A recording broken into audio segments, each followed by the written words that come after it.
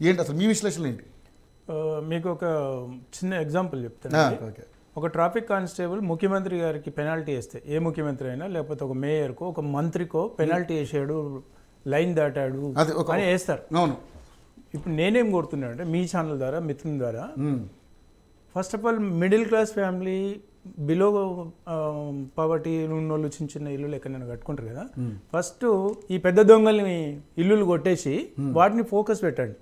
అప్పుడు వీళ్ళు మామూలు వాళ్ళు ఏమనుకుంటారు అంటే, మరి ముఖ్యమంత్రి, మంత్రులు, ఎమ్మెల్యేలు ఈ పెద్ద దొంగల ఇల్లే పోతున్నాయి కదా, మావి కూడా పోతాయి, ఇక మమ్మల్ని ఎవడేం కాపాడేట పరిస్థితి లేదంటారు.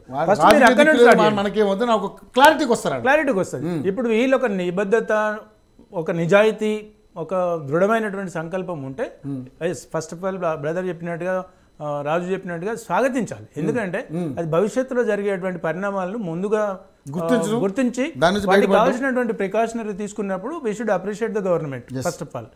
అయితే ఈ విధ్వంసం అంటే అది కూలగొట్టడం అనుకుంటారా, ఏమనుకుంటారా?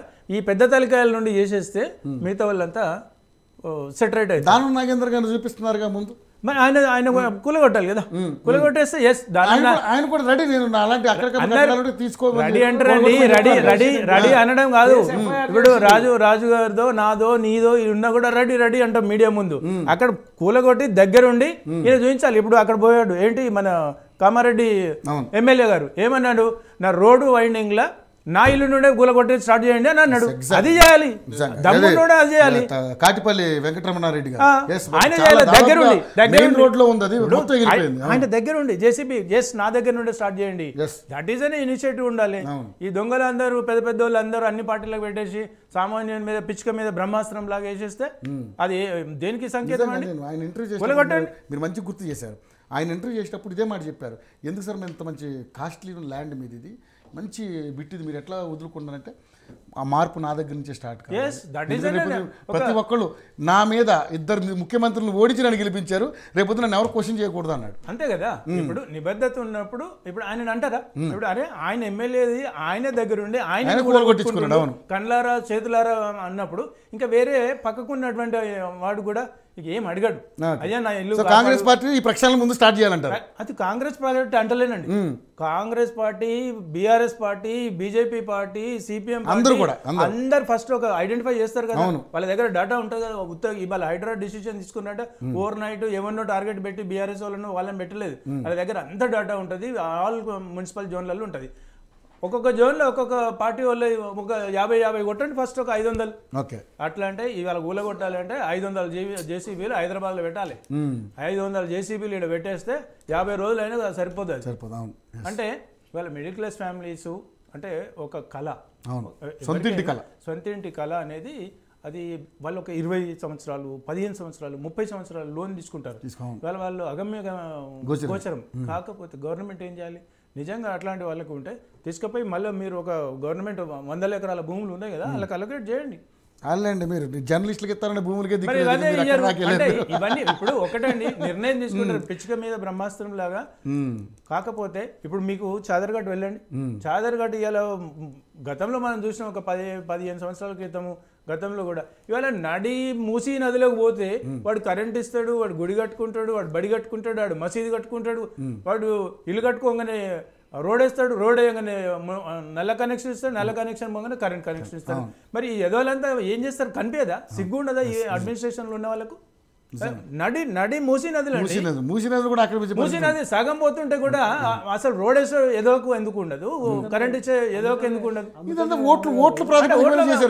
రాజకీయాలు అభివృద్ధి కోసమే 30 మీటర్లు అటు వెడల్పు, 30 మీటర్లు ఇటు వెడల్పు. ఇప్పుడు మళ్ళీ చాదర్ఘాట్లో పెట్టండి, లేకపోతే అక్కడ పెట్టండి, అంటే వాడు ఇప్పుడు ఒకటి కట్టుకున్నప్పుడు ఇంకోటి వదులుకోలేడు. వాడు కూడా పాపం చిన్న ఒక గూడు కట్టుకోవాలి, ఓ 5,000 10,000 వాడు జీవనోపాధి అంటే ఒక సేవింగ్ అవుతుంది అనేటువంటి ఆశతో ఉంటుంది.